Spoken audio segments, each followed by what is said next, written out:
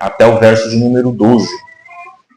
Colossenses, capítulo 1, o verso de número 9 até o verso de número 12. Pelas misericórdias de Deus, na semana passada nós iniciamos esta série de mensagens e, permitindo o Senhor, caminharemos até ali começo de dezembro, mais ou menos, no final, falando sobre essa carta aos Colossenses. Então, hoje, o capítulo 1, do verso 9 até o verso de número 12. Semana passada nós fizemos a introdução dela, falamos sobre a importância de conhecimento de Deus, de conhecer a Deus, da vontade de Deus, de frutificar. E o apóstolo Paulo vai trabalhar nessas coisas também, nesse bloco que nós iremos ler hoje. Colossenses, capítulo 1, irmãos, os versos 9 a 12, diz assim: Por esta razão, também nós, desde o dia em que ouvimos, não cessamos de orar por vós e de pedir que transbordeis de pleno conhecimento da vontade, em toda sabedoria e entendimento espiritual. Muito obrigado. A fim de viverdes de modo digno do Senhor, para o seu inteiro agrado, frutificando em toda boa obra, crescendo no pleno conhecimento de Deus, sendo fortalecidos com todo o poder, segundo a força da sua glória, em toda perseverança e longanimidade, com alegria, dando graças ao Pai que vos fez idôneos à parte que vos cabe na herança dos santos na luz. Amém, queridos irmãos? Oremos mais uma vez. Senhor Deus e Pai, em nome de Jesus Cristo, nós damos graças ao Senhor por mais um domingo que nós nos reunimos para exaltar, celebrar, cultuar a Ti, Senhor. Obrigado, Pai, pela Tua misericórdia para conosco. Obrigado, Senhor, pela Tua graça para conosco. E pedimos, Senhor, que manifeste a Tua vontade em nosso meio, Pai. Que Teu Espírito ilumine nossa mente e o coração para aprendermos mais de Ti, mais de Tua palavra, mais da Tua vontade, para o louvor da Tua glória, em nome de Jesus Cristo. Amém. Amém, queridos irmãos? Como nós vimos na semana passada, o apóstolo Paulo, ele escreve esta carta da prisão, sua primeira prisão em Roma, por volta do ano 60, 61, no máximo 62, quando ele recebe notícias do irmão Epáfras. Epáfras foi basicamente o plantador da igreja de Colossos, Hierápolis e Laodiceia, um convertido ao Senhor Jesus Cristo pelo ministério do apóstolo Paulo em Éfeso. Nós vimos isso em Atos capítulo 18, quando Paulo passa 3 anos em Éfeso. E Epáfras é esse plantador de igreja, um homem simples, mas que a Bíblia nos diz aqui, como nós vimos na semana passada, fiel testemunha do Senhor Jesus Cristo, fiel ministro, um amado servo. Então, Epáfras vai até Roma, que Paulo está, apesar da sua primeira prisão, ele estar preso ali em Roma, ele estava em prisão doméstica, nessa primeira prisão. Diferente da segunda, que ele estava numa masmorra. Ali ainda Paulo poderia receber pessoas, conversar com pessoas. Como nós já vimos na carta aos Filipenses, que Paulo evangelizou a guarda pretoriana, quando ele fala isso aos Filipenses, que a palavra não estava presa. Então, Epáfras passa a Paulo alguns problemas que acontecem em Colossos, estava rodeando a igreja de Colossos. Epáfras ministra Paulo, Paulo nunca esteve ali em Colossos, e pelo relato de Epáfras, Paulo vê que são irmãos em Cristo, Paulo vê que são irmãos fiéis ao Senhor Jesus Cristo, e que estava cercado de algumas heresias, alguns falsos ensinos que estavam rodeando a igreja. Como nós já vimos eles, como frutificando ali, querendo o gnosticismo, aparecer, conhecimento, sabedoria, obter salvação através dessas coisas. O legalismo, o judaísmo crescendo muito forte ali, rodeando também. Não negavam ser salvos por Cristo, mas Cristo mais observância da lei. O misticismo também, culto aos anjos, culto aos astros. E o ascetismo, abster-se de algumas coisas boas, assim para querer alcançar pureza espiritual. Então o apóstolo Paulo escreve aos irmãos de Colossos, escreve esta carta. Qual que é o foco, o alvo dela, irmãos? Mostrar a supremacia de Cristo. Cristo, ele é suficiente. Eles não precisam de mais nada além de Cristo para a salvação. E vai trabalhar isso no capítulo 2, que nele nós estamos completos. E aqui então agora o apóstolo Paulo começa novamente, irmãos, depois de falar que não cessa de dar graças a Deus quando orando por eles, agradecendo pela fé que eles têm em Cristo. Nós vimos os versos 3 a 8, né? É uma igreja que tem fé no Senhor Jesus Cristo, uma igreja que tem esperança, uma igreja que tem amor, uma igreja que frutifica. Novamente, Paulo começa a fazer uma oração por eles. E nós vemos aqui a importância de manter uma vida de oração. E aqui Paulo vai começar a dizer agora para eles conhecer a vontade de Deus. Meus amados irmãos, o pastor Jonas Madureira, ele diz que basicamente nós temos 3 demandas na vida. Saber a vontade dos outros, fazer a vontade dos outros, a nossa vontade e a vontade de Deus. Ele comenta, às vezes nós passamos uma vida, e muitas pessoas passam isso um tempo, fazendo a vontade dos outros. Você passa não vivendo a sua vontade. Passa fazendo, faz isso para agradar o outro, faz isso para agradar o outro, faz isso para agradar o outro. E chega um momento da sua vida que você cansa disso e fala, agora eu quero fazer a minha vontade. E agora você passa a buscar a satisfazer, a satisfação da sua vida em fazendo a sua própria vontade. Mas não entende que vai chegar um momento de entender que a maior demanda é entender e compreender qual é a vontade de Deus. Que você e eu, nós somos chamados para fazer a vontade de Deus. Não a vontade dos outros. Não a nossa vontade, mas a vontade dele. Não somos satisfeitos, irmãos, felizes, completos, quando fazemos a vontade dos outros. Quando vivemos para isso. Quando vivemos para a nossa própria vontade, para os nossos anseios, para os nossos desejos, também não somos satisfeitos. Mas sim, somente somos satisfeitos, completos, quando entendemos, compreendemos e vivemos para fazer a vontade do nosso Deus. E é sobre isso que eu quero falar com vocês nessa noite, irmãos. Sobre oração, orando a compreender a vontade do nosso Pai. E é isso que o apóstolo Paulo, ele começa a orar, os irmãos. O verso 9 fala, por esta razão, também não deixamos desde o dia que ouvimos, não cessamos de orar por vós. Por esta, qual a razão, irmãos, que Paulo está falando? Lá do verso 6, que foi o quê? Que através que chegou o evangelho dele, chegar até eles, como em todo mundo, está produzindo fruto e crescendo, tal como acontece em vós, desde o dia que o quê? Ouvistes e entendestes a graça de Deus na verdade. Portanto, por esta razão, por eles ouvirem, crescerem no evangelho da verdade, por eles compreenderem que a salvação é pela graça mediante a fé em Cristo Jesus, por compreenderem que Cristo é o autor da vida, por estarem produzindo fruto, Paulo novamente ora. Note, queridos, a importância da oração. Primeiramente, o que eu quero falar para vocês, meus irmãos, é sobre esta importância de uma liderança que ora. Um apóstolo prisioneiro orando por sua igreja. Note que Paulo, ele escreve 4 cartas da prisão, né? Efésios, Filipenses, Colossenses e Filemão. Note que em Filipenses, Paulo fala de oração. Orar pelos irmãos. Em Efésios, Paulo fala de oração.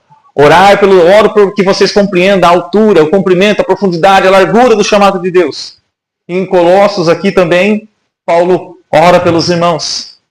Paulo, ele começa com, meus irmãos, damos sempre graças a Deus em oração, pelo nosso Senhor Jesus, verso 3, Pai de nosso Senhor Jesus Cristo, quando oramos por vós. Ou seja, a oração, meus irmãos e irmãs, esta é a marca de uma vida de um crente, e a marca de um líder, de orar pela igreja. Qual que é o problema de Paulo? Irmãos, Paulo estava preso. Paulo estava acusado falsamente pelos judeus. Paulo estava ali sofrendo sobre a pressão, preso no Império Romano, e ele estava preocupado em pregar o Evangelho, ministrar o Evangelho, espalhar o Evangelho, e agora novamente ele ora. E uma oração, irmãos, para que nós compreendamos, não para ter o conhecimento, mais à frente ele vai falar isso, mas aqui, para ter o conhecimento não somente de Deus, mas o que o verso 9 fala? Para conhecer o transbordar, do pleno conhecimento da vontade de Deus. Toda a sabedoria e entendimento espiritual. O verso 9, não deixamos de orar, desde que ouvimos sobre vós, e não deixamos de pedir para que transbordeis de pleno conhecimento da vontade, e de toda a sabedoria e entendimento espiritual. Paulo não cessa de orar, meus irmãos. Paulo não deixa de clamar pela graça de Deus para que... E isso deve ser a máxima oração de um líder. Nós vemos essa oração com termos similares, em Filipenses, em Efésios e aqui em Colossenses. Nós vemos sempre liderança que ora, clamando, Senhor, abre o coração do teu povo, faz entender e compreender. E o que Paulo está usando aqui? Nesse primeiro século tinha a doutrina, né, que estava começando a surgir um falso ensino que devastou parte da igreja no segundo século, que é o gnosticismo. Alcançar a pureza espiritual, sabedoria, através da sabedoria, através do conhecimento, através da sabedoria, porque a nossa matéria é má, nós vamos nos libertando desses espíritos más, que o nosso corpo é uma prisão, né? O nosso corpo é uma prisão, somos um espírito bom preso em um corpo mau, matéria má, e nós vamos libertando através do conhecimento. Paulo, vendo isso, entendendo isso, ele usa o mesmo termo. Que ele usa aqui, ele ora para quê? Para que transborde do pleno. Essa palavra pleno aqui para eles é a que estava pegando, rodeando Colossos no primeiro século. O pleroma, totalidade. Paulo fala o quê? Eu oro para que vocês conheçam totalmente, a profundidade. Que ele usa pleno conhecimento.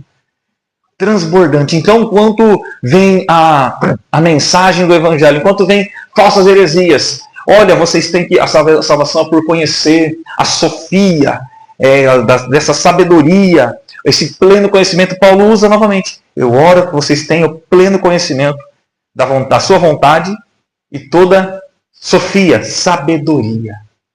Paulo não está desprezando a sabedoria, Paulo não está desprezando o conhecimento, mas Paulo está introduzindo meu irmão e minha irmã no correto caminho, dizendo que a sabedoria e o conhecimento ela aponta para Cristo Jesus. Paulo ora para que eles tenham esse transborde desse conhecimento. E meus irmãos, como citei Jonas Madureira, essa é o maior objetivo e a maior demanda da nossa vida. Se pararmos para pensar hoje, a situação, a posição que nós estamos, você sabe o que Deus quer de você, o que Deus quer de nós. Você tem esse transbordando deste conhecer a vontade de Deus. Na semana passada nós falamos que não existe o evangelho sem conhecimento. E que o gnosticismo fala do conhecimento, fala dessa sabedoria. E o evangelho realmente não tem como ser salvo sem conhecimento, mas não como a base gnóstica, mas o conhecimento do Senhor Jesus Cristo, o conhecimento de Deus, mergulharmos na graça do Senhor Jesus Cristo. E agora, esta oração é para entender, irmãos, eu oro para que vocês transbordem, porque um grande perigo rodeava a igreja do primeiro século. Esse grande perigo, meus irmãos, rodeia-nos até hoje. Quantas vezes nós somos arrodeados por falsas doutrinas, por falsos ensinos? Quantas vezes somos chamados, olha, surgiu um novo movimento, e a gente tem sempre que se concentrar. Deus revela a sua vontade através de sua palavra. Se pararmos para pensar, meus irmãos, que a nossa oração tem sido essa: Senhor, nos faz transbordar do seu conhecimento. Sim, meus irmãos, a maior bênção que Deus pode nos dar é conhecer a Ele, conhecer a sua vontade, viver para a glória dEle. Para que isso aí? Note, Paulo usa essa expressão. Então a oração é para que eles mergulhem, seja total conhecimento, mas com sabedoria e entendimento espiritual. O que isso envolve? Qual que seria dar um entendimento ali? Entendimento espiritual. Opa, eu sei que a vontade de Deus, nós vemos lá em outras cartas, em Tessalonicenses, é a santificação. A vontade de Deus é que eu continue frutificando. A vontade de Deus é que eu viva para a glória dEle. Entendimento espiritual, entendendo que eu não necessito de mais nada além de Cristo. Opa, eu não alcanço salvação pela sabedoria. Eu não alcanço salvação por guardar dias, guardar festas. Eu não alcanço salvação por me abster de coisas, que eram as heresias que rodeavam. Eu não alcanço salvação por culto aos anjos, que é que vai falar no capítulo 2. A salvação está unicamente em Cristo Jesus, entendimento espiritual. Eu estou dando frutos não por ser salvo, mas não para ser salvo, mas por ser salvo. Eu estou produzindo para a glória de Deus. E qual que é essa intenção, meus irmãos? Por que nós devemos conhecer a vontade de Deus? Conhecer o seu querer. Todos nós devemos mergulhar nisso. Devemos conhecer para fazer a tua boa obra. Devemos conhecer para andarmos de modo digno do Evangelho. O verso 10, né? Então Paulo fala sobre pleno conhecimento da vontade de Deus, com toda sabedoria e entendimento. Toda sabedoria e entendimento. Paulo diz no verso 10, para que nós possamos viver de modo digno do Evangelho, né? A fim de viver de modo digno do Senhor. Para que mais, queridos? Para o seu inteiro agrado. E qual que é o resultado disso? Frutificando em toda boa obra e crescendo novamente, meus irmãos, no pleno conhecimento de Deus. Na doutrina reformada, queridos, e nós inicia-se nisso, A suma de todas as coisas, ela se dá em o conhecimento de Deus e o conhecimento de nós mesmos. À medida que nós só nos podemos relacionar com Ele quando sabemos quem Ele é e quando conhecemos a nós mesmos, a ponto que quando nós nos entendemos quem somos, entendemos quem Deus é, nós podemos nos relacionar. Não existe isso, eu adoro da minha maneira, eu adoro do meu jeito. Não existe isso de eu vou cultuar do meu maneira. Não, é da maneira que Ele estipulou, da maneira que Ele se revelou. Como Deus se revelou a nós, nos revelou a nós através de Sua Santa Palavra. E qual que é a máxima de revelação de Deus para nós homens? A sua máxima revelação é Jesus Cristo. O Verbo vivo que se encarnou, o Filho de Deus, que morreu numa cruz por nós, que naquela cruz verteu o seu sangue por nossos pecados, que somente nele nós temos a satisfação plena, somente nele nós temos a vida eterna. Então a oração de Paulo é para que os irmãos continuem progredindo. Nós estamos na Escola Bíblica Dominical ministrando sobre santificação, irmãos. E nós vimos na semana passada que a santificação ela é progressiva, nessa semana, hoje também. O cristão ele não para, ele sempre está progredindo, deve estar progredindo na santificação. Exatamente esta oração de Paulo, para que continueis. Ou seja, eu devo conhecer a vontade de Deus para quê? Para viver de modo digno do Senhor. Então não tem como eu me relacionar com Ele sem conhecer a sua vontade. Não tem como eu me dizer um cristão sem saber a tua vontade. Não tem como eu frutificar sem saber a vontade dele. E essa vontade, irmãos, em toda sabedoria e entendimento espiritual. E novamente Paulo usa o termo conhecimento de Deus. Pleno e conhecimento. Ele vai usar no verso 2 de novo, a palavra pleroma, pleno e conhecimento, no capítulo 2. Ele sempre vai usar esta palavra. Note a inteligência de Paulo em refutar as heresias usando os termos que as heresias usavam. Então nós devemos ter um pleno conhecimento, mas de Deus. Devemos ter um pleno conhecimento, mas da sua vontade. O que Deus quer de nós? Deus não quer sacrifício. Deus não quer votos de tolo. Deus quer que nós conheçamos e façamos o conhecido. Que vivamos para a tua glória. O verso 10 continua. Que nós frutificamos em toda boa obra. Que nós cresçamos em pleno conhecimento de Deus. O James Packer ele tem um livro e um devocional chamado sobre o conhecimento de Deus. Maravilhoso livro. Devocional também, conhecendo Deus ao longo dos anos, ao longo do ano. E ele fala sobre isso. Não tem como nós nos conhecermos sem vermos a sua revelação. E a sua revelação é a sua palavra. E a revelação máxima da sua palavra é Jesus Cristo. Meus irmãos, nós pararmos para pensar quantas pessoas na história, esse nosso contexto, que se diz aparência que é santo, aparência de santidade, que conhece a Deus, que parece íntimo de Deus, mas que não conhece da palavra dele, que não conhece do entendimento dele.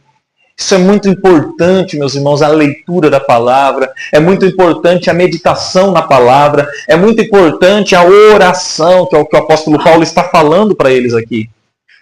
Nós não vamos conhecer a Deus sem isso.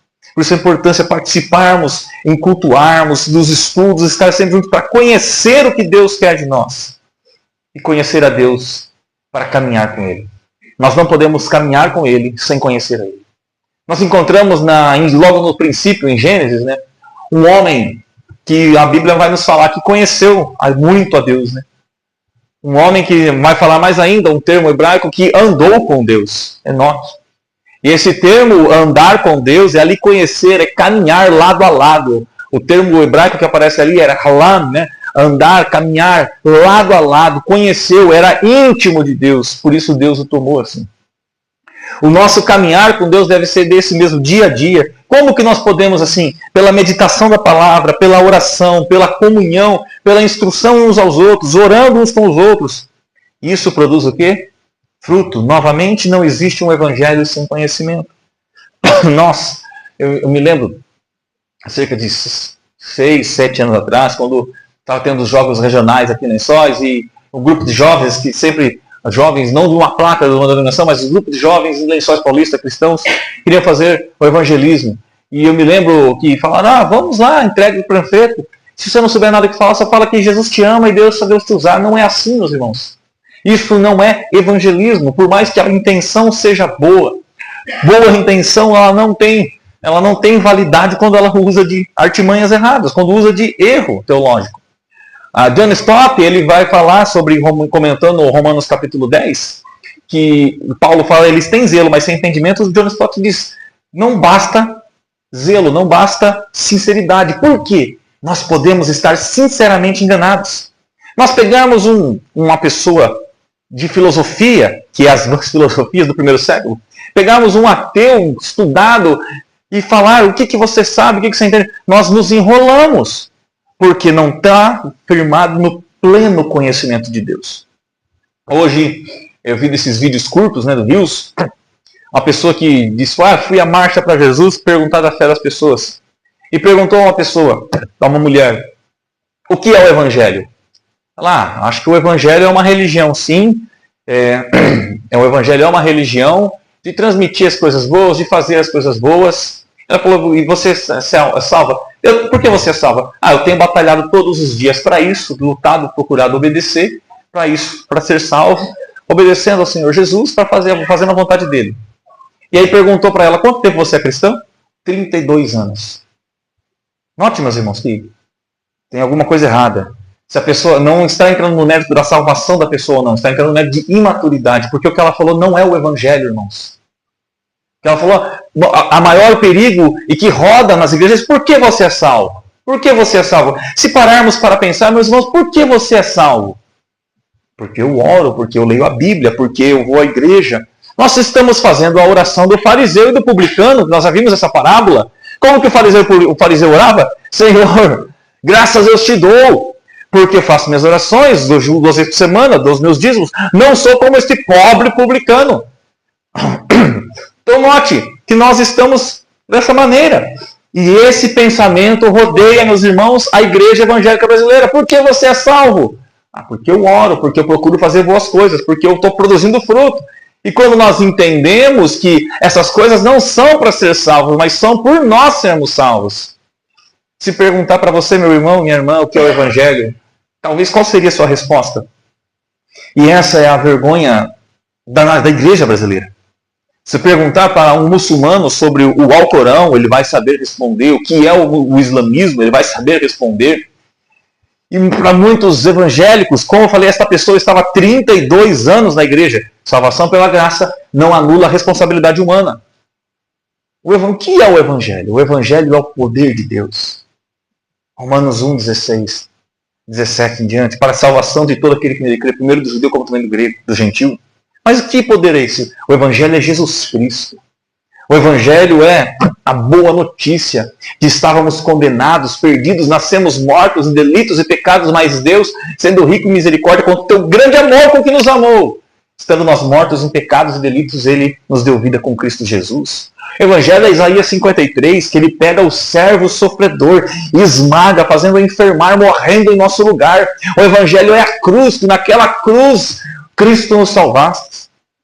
Ontem, num grupo de amigos de futebol, um amigo brincou, falou, Gui, você está comprado, vai brincando por causa de política. Eu falei, fui comprado mesmo, por um alto preço, preço de sangue na cruz do Calvário. Irmãos, isto é conhecimento de Deus.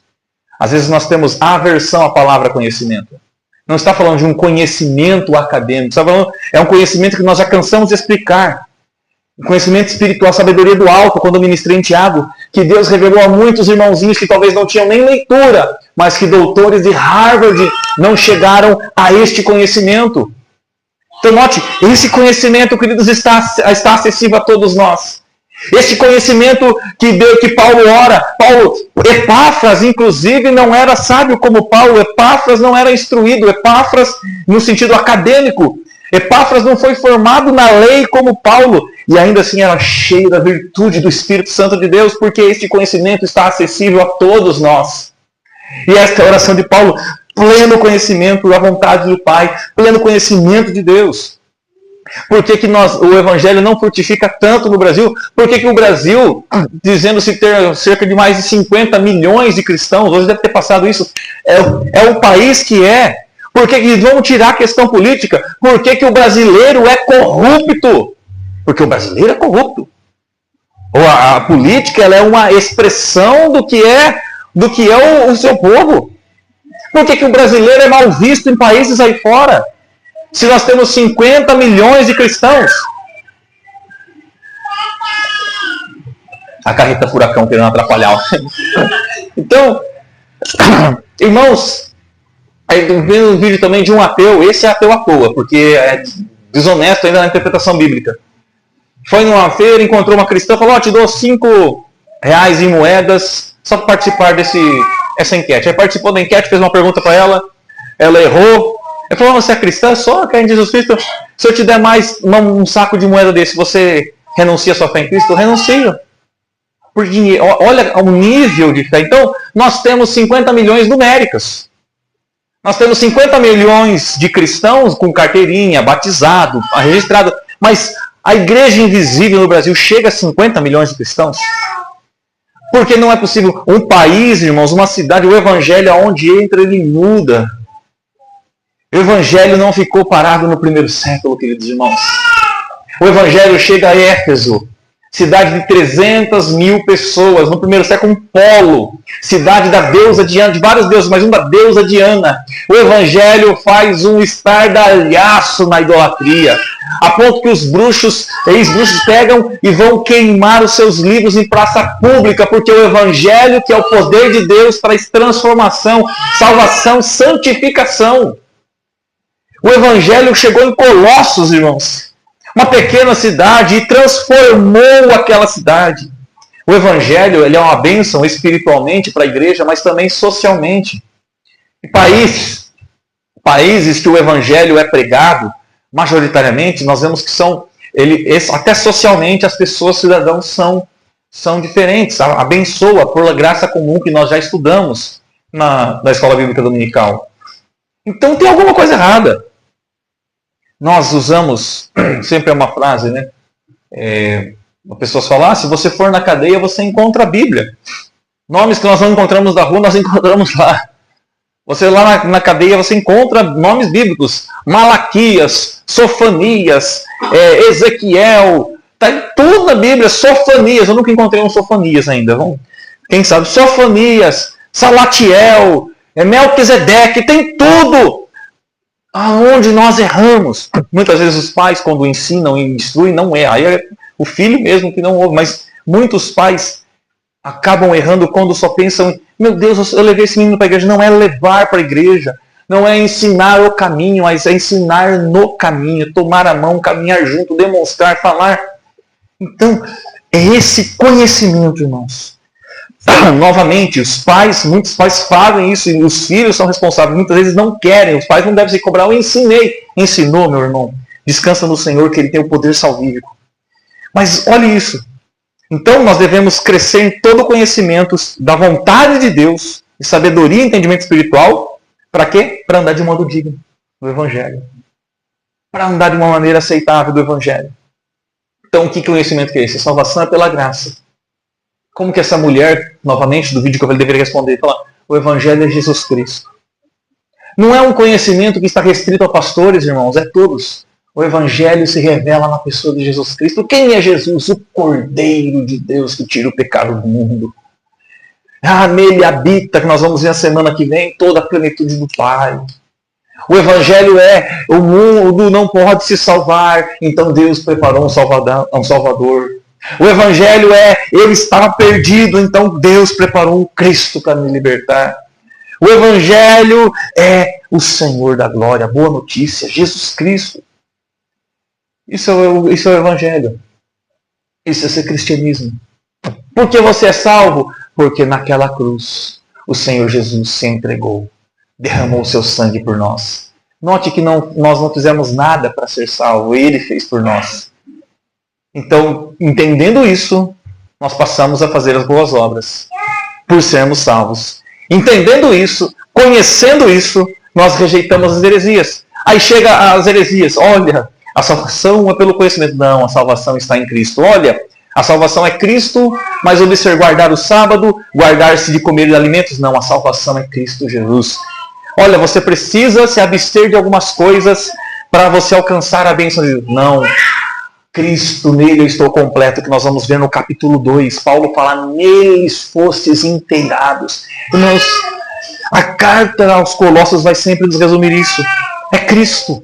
Cristo, Ele é o Senhor. Talvez nós pensamos assim, meu Deus, nos dias ruins da nossa vida, como eu sou ruim. Senhor, físico, me perdoa, purifica. Meu Deus, eu não vou ser salvo. Salvação é quando eu deposito a minha fé e confiança totalmente naquele que por nós se entregou na cruz do Calvário. É nele.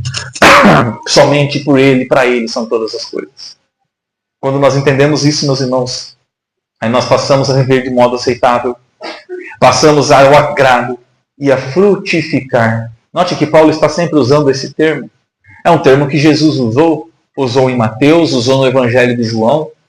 Um cristão, ele está sempre em movimento. Não pode existir um crente 007, né? Todo mundo, ninguém sabe que ele é o crente espião. Não, nós tem que saber, tá ali, ó, sou cristão. A pessoa não, eu paro porque eu sou cristão. Não faça, não, porque Cristo é o meu Senhor. Eu não vivo mais para mim, mas vivo para aquele que por mim se entregou numa cruz. Frutificar é isso. Frutificar é rejeitar as heresias e ver a palavra de Deus. Frutificar é socorrer e amar o próximo, como nós bem trabalhamos nesta manhã na Escola Bíblica Dominical. Que a santificação ela envolve o meu relacionamento com Deus, o meu relacionamento com o próximo, o meu relacionamento com as coisas criadas. Então note, irmãos, que o Evangelho é isso. E o Warren Wiersbe, ele comentando sobre esse texto, ele fala que nós não podemos exaltar a ignorância. Ele não conheceu um pastor, e eu também já vi muito testemunho disso. A gente às vezes cultuar a ignorância, não?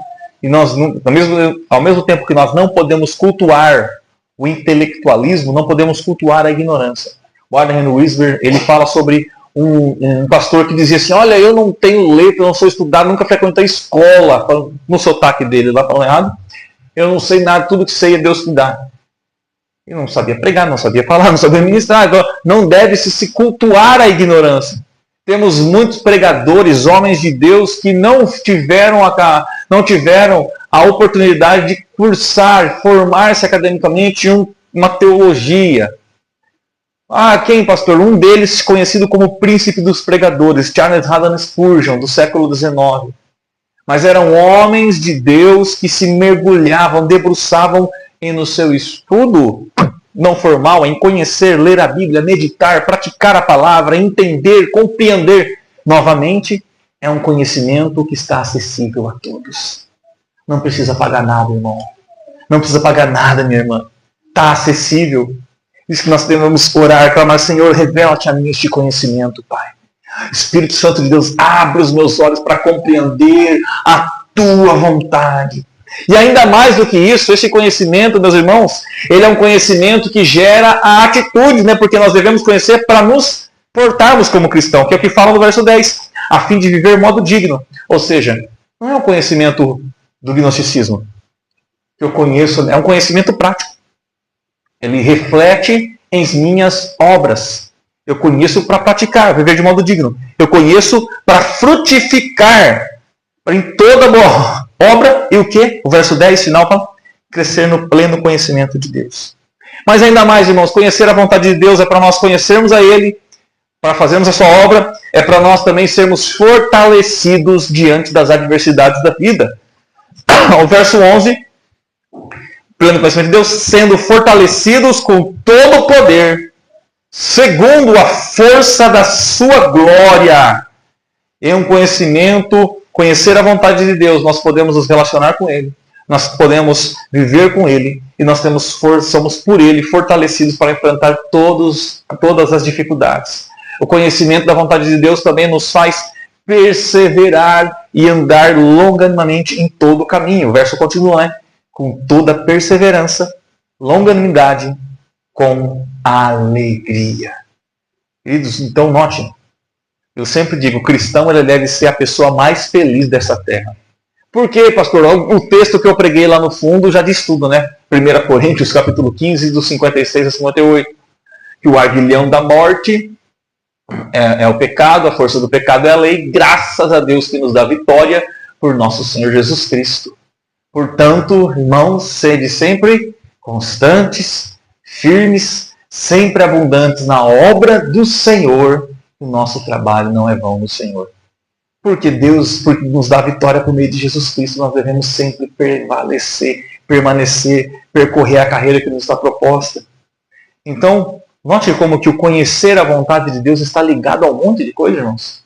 Por que você precisa conhecer a vontade de Deus? Para você viver o Evangelho de modo digno, viver como um Evangelho deve ser vivido. Para você conhecer o próprio Deus. Para você se frutificar, você produzir frutos para a glória de Deus. Para você se fortalecer, perseverar nessa longa caminhada com alegria. Para que mais, irmãos? Para a glória do nosso Deus. Verso 12. Dando graças ao Pai, que os fez idôneos à parte que vos cabe, a herança dos santos na luz. Meus irmãos, Epáfras chegou a Paulo, né? E quando Paulo falou sobre a palavra do conhecimento, deve ter pensado, né? Opa, é conhecimento que eles querem dar aqui. Olha a sabedoria de um prisioneiro. A sabedoria de um homem, aos olhos do mundo, aqui já tinha sofrido naufrágio, já tinha sido aprisionado outras vezes, aprisionados em Atos 16, chicoteado, apedrejado, desprezado pelo mundo, mas um homem valoroso no Evangelho. Paulo é o exemplo do que o conhecimento da vontade de Deus pode fazer. Irmãos, o maior anseio que você deve ter na sua vida é conhecer a vontade de Deus, queridos. Porque senão nós vamos andar errantes nesse caminho. O apóstolo Paulo é um dos maiores exemplos disso. Nós olharmos a vida de Paulo, quando Paulo estava fazendo a vontade dos outros, que é a vontade da religião, do judaísmo, quando ele pensava estava certo, o que Paulo fazia? Paulo tinha conhecimento da lei. Note que esse conhecimento, como eu falei, não é um conhecimento espiritual mesmo, não é um conhecimento acessível a todos. Academicamente, Paulo sabia tudo da lei. Irrepreensível. Fariseu de fariseus, segundo a lei, irrepreensível. O que o conhecimento da lei fazia com Paulo? Atos 8, ele perseguiu, consentiu na morte de Estevão. A Bíblia relata que ele perseguia os cristãos pelo caminho, arrastavam, levavam até as sinagogas. Atos capítulo 9, nasceu conhecimento em fazer a vontade dos outros, em fazer a sua própria vontade, em irrepreensível da lei. Esse conhecimento levava para longe de Deus. Neste falso conhecimento, Paulo estava a largos passos perseguindo o Evangelho e naquele caminho da estrada de Damasco. O pleno conhecimento, sabedoria, o Senhor Jesus o encontra. E ali tem uma mudança de vida de Paulo. Ali Paulo mergulha. Ali, a partir daquele momento, irmãos, quando Paulo fala, quem és tu, Senhor? E Jesus fala, sou Jesus a quem tu persegues. Paulo começa a mergulhar, a transbordar no pleno conhecimento de Deus. E que esse pleno conhecimento de Deus fez na vida de Paulo, meus irmãos? Ele se considera o menor, é simplesmente o maior apóstolo, o maior plantador de igrejas, o maior pregador depois do Senhor Jesus Cristo. Paulo, simplesmente, das 27 cartas, ele escreveu 13. Se considerar que Hebreus foi ele, porque ainda é incerto, não foi 14. Se considerar. Mas do que é certo, escreveu 13. Metade do Novo Testamento foi Paulo que escreveu. O perseguidor do cristianismo agora se torna o maior pregador do Evangelho, o maior missionário. Prega aos gentios, prega aos judeus. E este homem desce por um cesto lá em Jerusalém, escondido pelos fariseus, dos judeus, para não pegá-lo.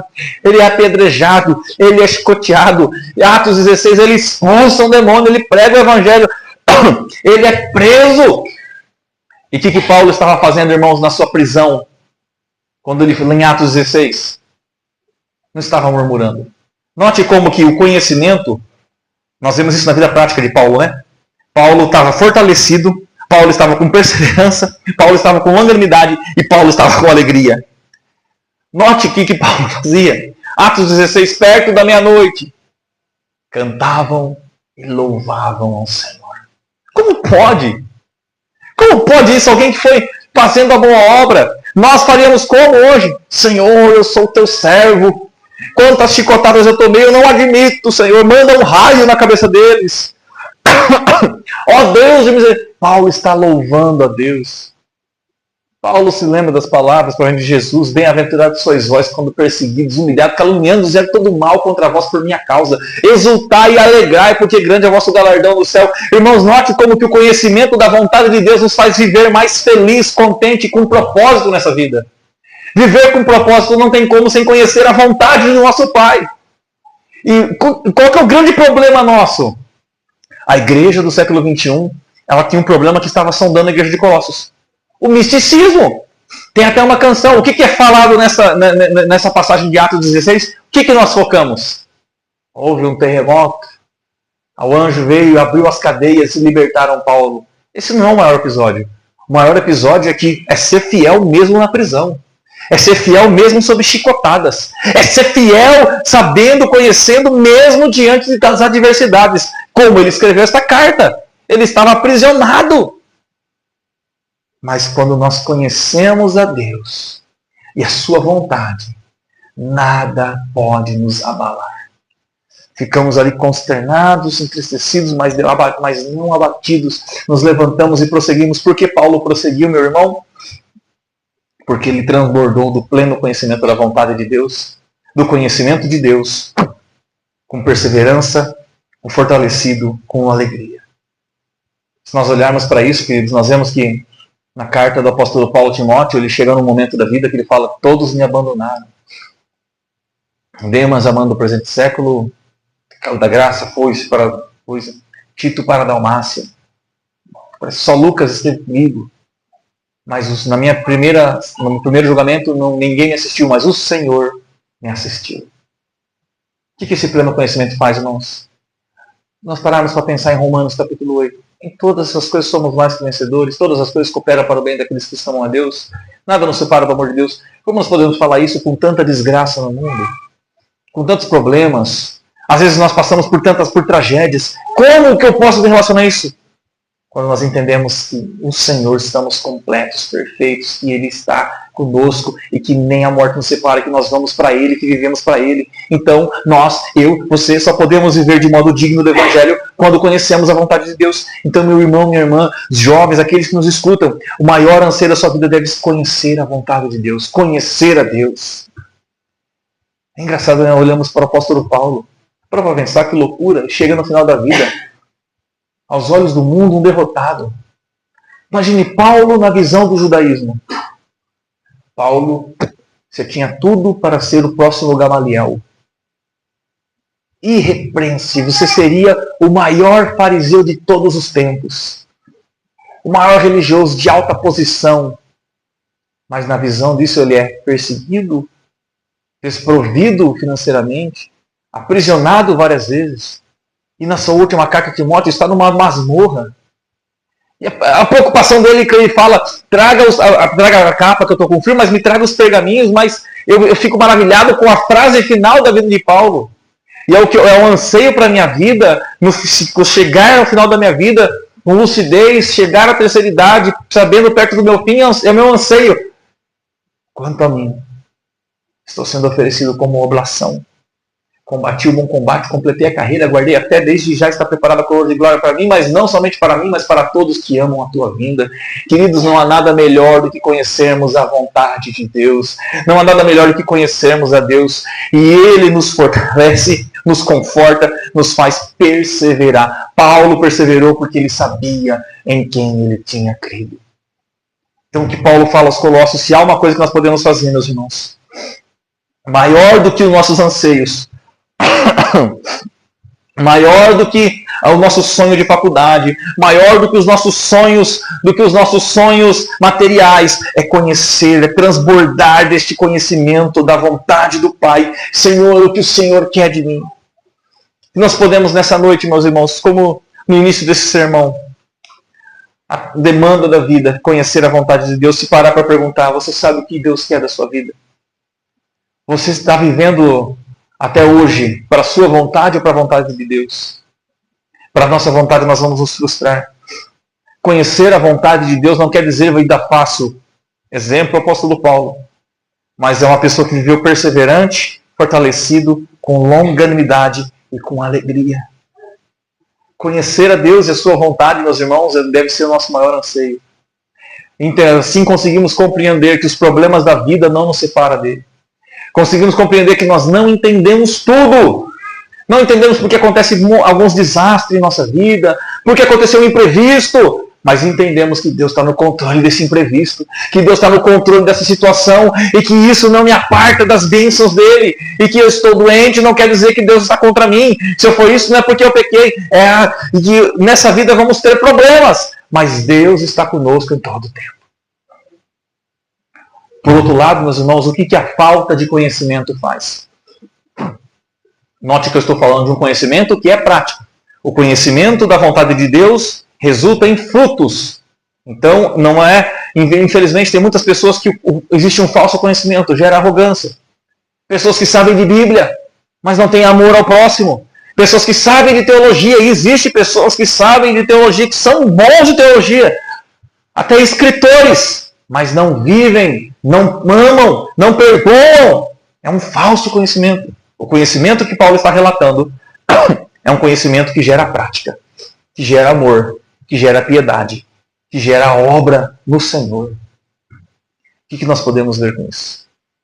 Como está a nossa vida diante do conhecimento de Deus? Essa deve ser a nossa oração, Senhor. Guia no conhecimento.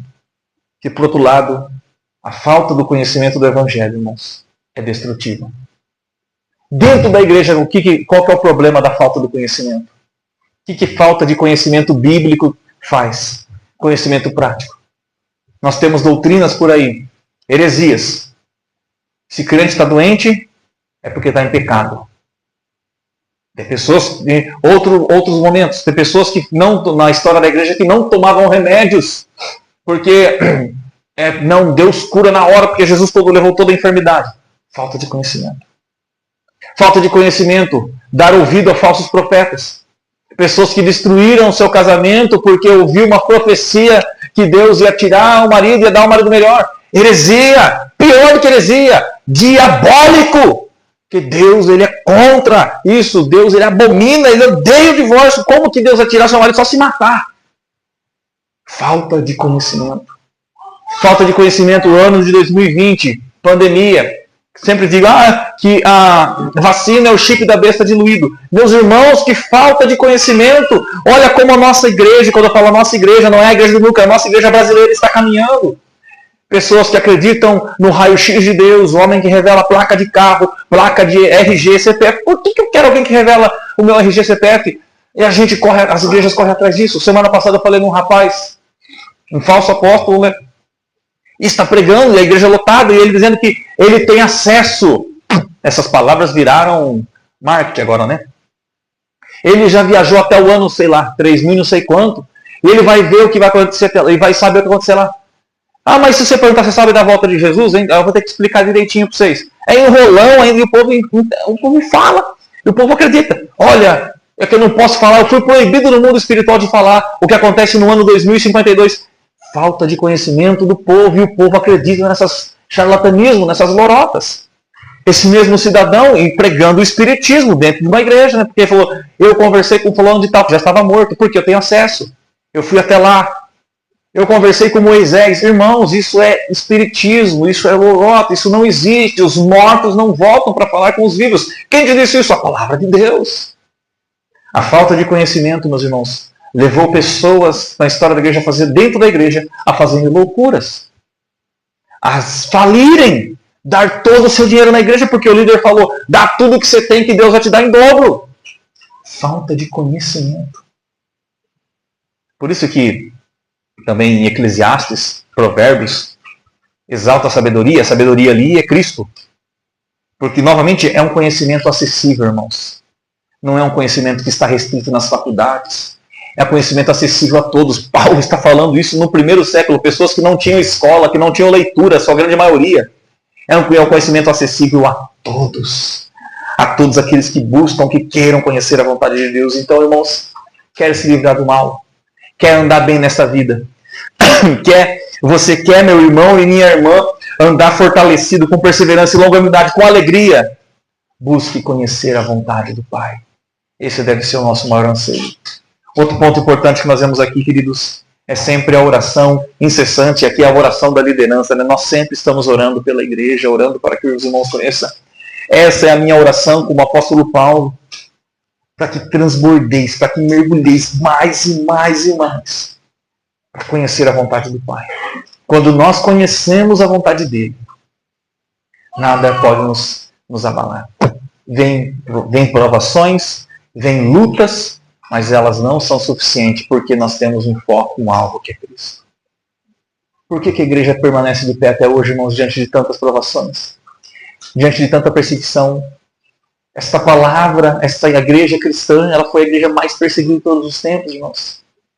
No primeiro século, o Império tentou matar a igreja. Quantas e quantas falsas religiões, ideologias que o Império Romano calou na força da espada. No primeiro século, segundo a história da igreja, faltou madeira para crucificar os cristãos. Os cristãos eram conhecidos como luzeiros no mundo. Sabe por quê? Porque empalavam, ateava óleo e ateava fogo neles. Eles eram bala. Nos primeiros séculos, os cristãos eram lançados no Coliseu Romano, lançados às bestas feras de todo tipo, javalis, porcos selvagens, vacas selvagens, leões. E o que admiravam, que não só os cristãos, mas muitas pessoas eram lançadas, e pessoas que não tinham fé em Cristo, pessoas comuns, condenadas pelo Império Romano, iam tremendo para o Coliseu. Mas o que espantava o Império Romano, meu irmão, minha irmã, é que enquanto aqueles homens caminhavam, e mulheres caminhavam o corredor da morte para enfrentar com leões, eles iam cantando: o Rei vivo está, o Filho de Deus ressuscitou. Eles se alegravam, jubilavam, porque conhecimento de Deus e da sua vontade. Prática. Daqui a pouco eu vou estar com o meu Senhor. O que fez essa igreja mais crescer? A ponto que Tertuliano diz que o sangue dos mártires é a semente da igreja. Meus irmãos, isso não é ideologia humana. A palavra de Gamaliel, ela prevalece até hoje, né? Não persigais, porque veio um tal de Teusdas e levou uns 400 homens, mas esse morreu e foi com eles. Ó, não coloque a mão sobre os apóstolos, porque se essa obra é de homens, ela vai desfazer. Mas se for de Deus, ninguém pode desfazer. E a história tem comprovado que esta obra é obra de Deus e ninguém vai impedir. Por isso você e eu, meus irmãos, vamos prosseguir em toda a nossa vida com fé, sabedoria, perseverança, esperança e amor, porque aquele que começou em nós esta boa obra vai cumprir até o fim. Nós não estamos sós. Cristo está conosco. Portanto, meu irmão, minha irmã, no dia da luta, procure conhecer a vontade de Deus. Não abandone a vontade de Deus. Procure andar de maneira digna do Evangelho, e essa maneira somente conhecendo a vontade dele. Entendendo que somos salvos pela graça, para louvor e para a glória do Pai. Que Deus abençoe a sua casa, a sua família. Que Deus te faça frutificar no Evangelho. Não fiquemos parados na obra do Senhor, meus irmãos. Nós temos um alvo, uma carreira a se cumprir. Olhamos, persigamos ela olhando para Cristo Jesus. Ele é o autor, Ele é o consumador da nossa fé. Diante das adversidades, meus irmãos, não pense: Deus está contra mim. Deus não. Mas procure: Senhor, o que o Senhor quer de mim? O que eu devo fazer para mudar essa situação? Pai, qual é a sua vontade em relação a isso? E a nossa vida assim prosseguirá, em toda a longanimidade, fortalecido, com perseverança e alegria, para a glória dele. Que Deus te abençoe, queridos, em nome de Jesus. Coloque em pé, eu quero orar com você.